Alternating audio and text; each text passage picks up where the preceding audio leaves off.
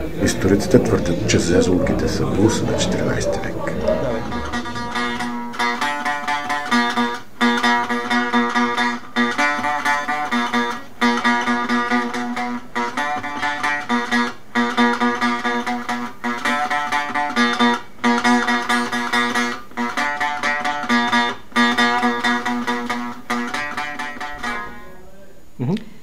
В детската градина сме учили много зезулки, но в момента не мога да запея нито една.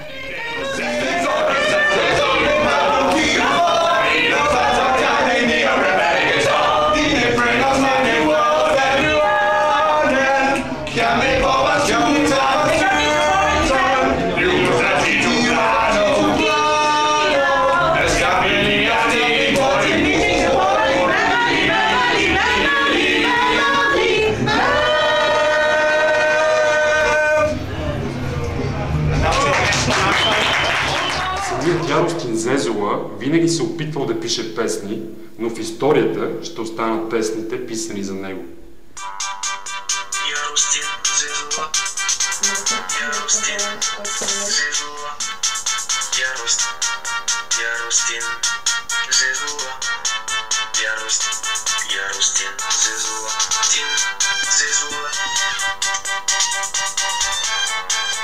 Яростин Зезула, Яростин Зезула.